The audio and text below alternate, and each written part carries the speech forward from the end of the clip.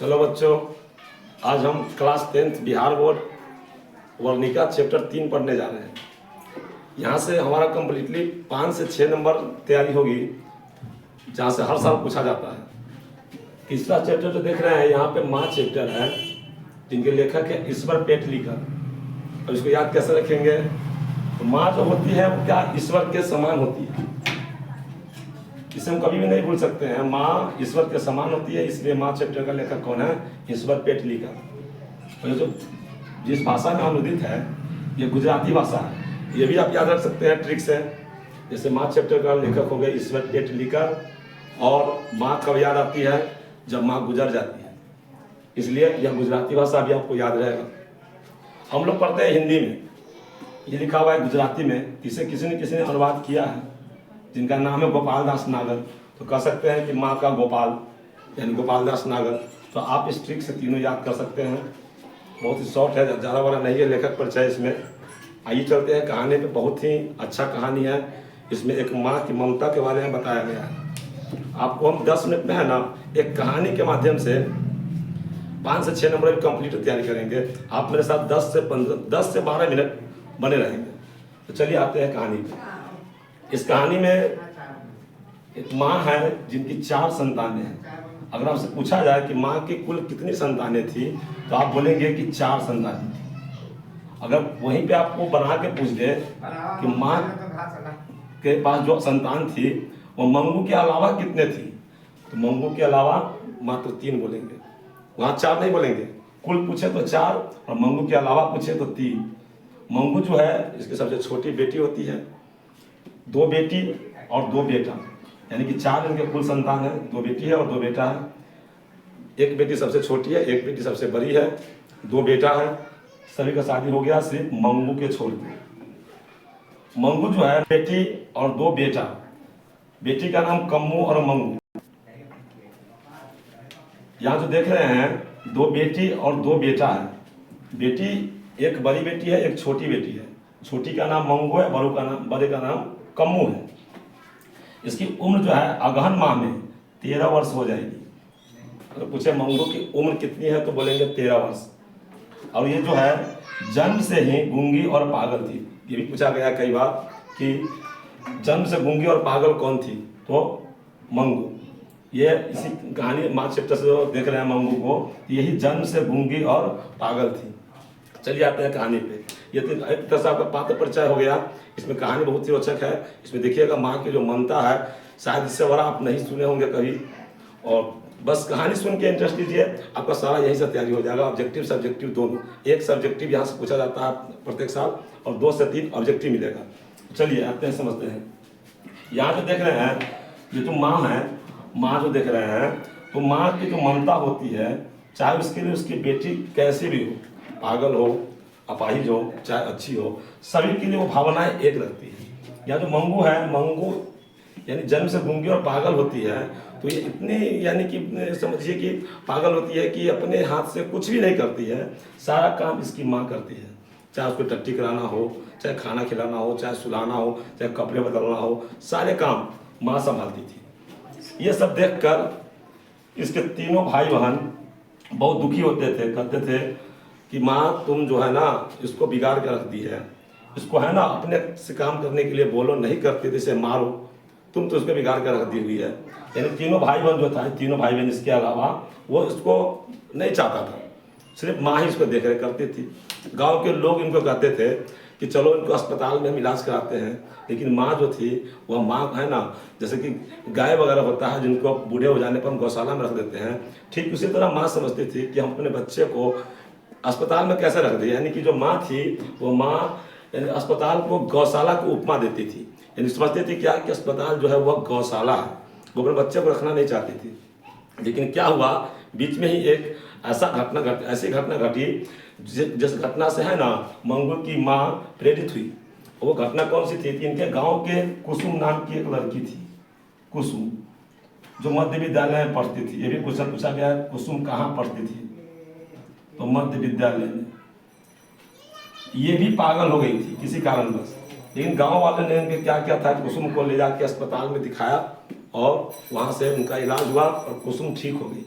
तब गांव वालों ने कहा कि देखो कुसुम जी पागल थी, वो तो ठीक हो गई, तो तुम भी चाहोगे तो अपनी बेटी की इलाज करा के उसे ठीक कर सकते हो। इस बार माँ के है ना भावना बदल गया और माँ ने अस्पताल जाने के लिए हाँ कर दी। यानी अगर पूछा जाए कि अस्पताल और गौशाला कौन समझती थी, तो माँ समझती थी। पहली बार अस्पताल जाने के लिए राजी हुई, यानी कौन राजी हुई, तो माँ हुई। राजी कैसे कैसे प्रेरित हुई? जो कुसुम थी वो गांव की उसकी लड़की थी, मध्य विद्यालय में पढ़ती थी, वो भी पागल हो गई थी और वो अस्पताल से इलाज करा के आई तो वो ठीक हो गई। इसी को देखते हुए माँ भी तैयार हो गई कि हम भी शायद अगर कम्मू का इलाज कराएंगे तो हमारी बेटी भी ठीक हो जाएगी। उन्होंने क्या किया, इस पे वे अकेले अस्पताल जाती कैसे, तो उन्होंने अपने बड़े बेटे को पत्र लिखा। ये भी क्वेश्चन पूछा गया है कि माँ किसको पत्र लिखती है? माँ तो बड़े बेटे को, बड़े बेटे जो शहर में रहता था, बड़े बेटे जो था वो शहर में था, तो बेटा भी चाहता था कि कम्मू यानी कि जो मंगू ये अस्पताल में जाए और उसका इलाज हो। वो बेटा भी चाहता था, इसलिए बेटा घर पे आया और माँ के साथ स्टेशन के लिए निकल गया। स्टेशन जो जाता है दोनों, तो वो बैलगाड़ी से जाता है। पूछेगा कि माँ मंगू को लेकर स्टेशन जाती है यानी किस वाहन से जाती है, तो बैलगाड़ी से। ये भी क्वेश्चन पूछा गया है। जब स्टेशन पे गई, ट्रेन में जब बैठी, तो ट्रेन में बैठने के बाद जानते हैं ना कि बहुत सारे ऐसे लोग मिल जाएंगे जो ट्रेन में टाइम पास करने के लिए किसी न किसी के है ना व्यंग करते रहेंगे किसी व्यक्ति को देख के। तो इसमें भी ये लोग जो बैठे हुए थे ट्रेन में, वो सब माँ और मंगू को देख के व्यंग कसना शुरू कर दिए। और कैसा व्यंग, तो उसमें कुछ महिलाएं जो थी जो काम के तो होती नहीं है और सिर्फ बात करती रहेगी, यानी ताना के रूप में बोलना चालू कर दी कि कैसी माँ है जो अपने बच्चे को अस्पताल में रखने जा रही है, क्या अपने बच्चे को घर पे सेवा नहीं कर सकती है। अब माँ को ये बात सुनकर तो और भी बुरा लगा कि हम तो ऐसा नहीं करने जा रहे हैं, हम तो इलाज करने जा रहे हैं। अब वहाँ से उनका मन हो रहा है कि नहीं अब हम गाँव चले जाए। समझ में आ रहा है ना कहानी? तो यहाँ से अपने माँ को लग रहा है कि अब हम बेकार जा रहे हैं अस्पताल, ये तो सब लोग ताना ही दे रहे हैं, हम गाँव चले जाते हैं। लेकिन फिर मन में आ रहा है कि बेटे को बुलाए हैं, अगर नहीं जाएंगे तो बेटा बुरा मान जाएगा। किसी तरह मन मार के वो अस्पताल पहुँची। अस्पताल जब गई तो जैसे ही अस्पताल के गेट पे वो पार करती है तो देखती है एक दरवाजा में कुछ पागल टाइप का जो मरीज था, वो दरवाजा के अंदर एक दूसरे के बाल नोच रहे थे, तो किसी को पीटा पीटी कर रहे थे, है ना। तो ये देख के माँ और घबरा गई।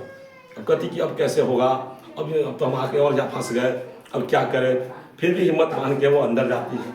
वहाँ नर्स होती है, तो नर्स को सब कुछ बताया जाता है। तो नर्स से पूछती है माँ कि हम अपने बच्ची को आपके यहाँ छोड़ के जाएंगे, तो क्या आप हमारे बच्ची को हमारे तरह देख रेख करेंगे? ये टट्टी नहीं करती है, अपने से कराना पड़ता है, इसके कपड़े कौन बदलेगा, इसे खाना कौन खिलाएगा।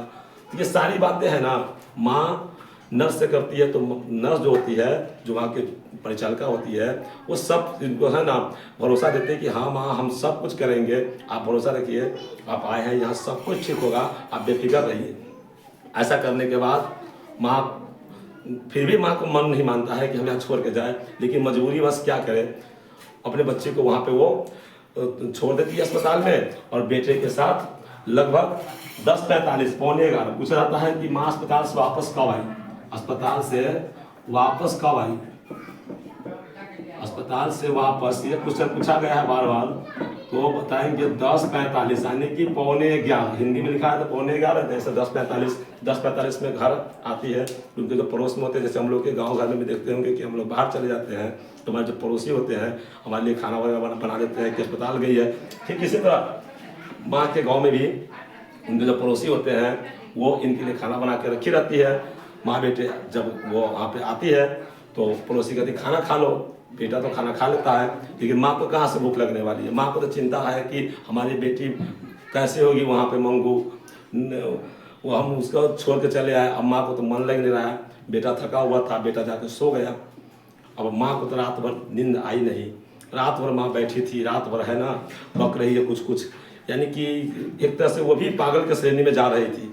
जब सुबह हुई, जब बेटा सो के उठा तो क्या देख रहा है, बहुत ही अचंभा वाला बात देखा कि दरवाजे के आगे भीड़ लगा हुआ है।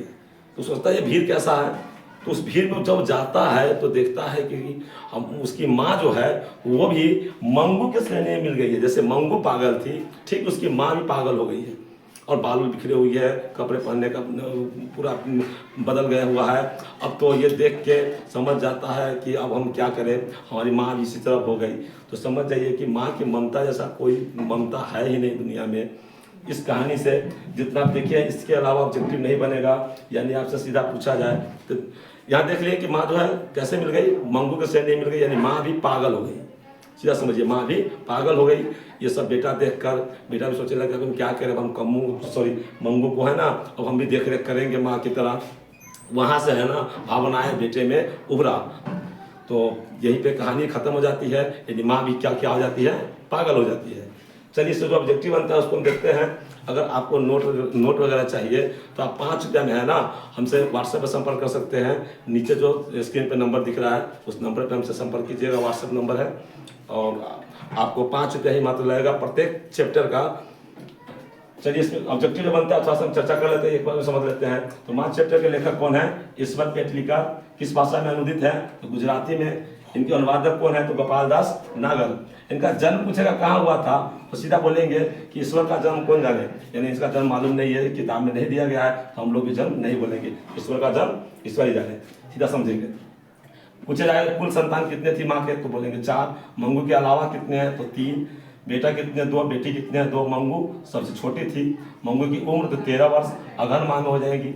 ये जो है ना ज्योतिषी बाबा बोले हुए थे कि अगहन माह में आपकी बेटी ठीक हो जाएगी जब 13 वर्ष की हो जाएगी। तो गांव घर में हम लोग दिखाते नहीं रहते हैं कि हमारे, हम तो सभी जगह दिखाते हैं कि ओझा से दिखाए, सब जगह दिखाए, किसी तरह ठीक हो जाए।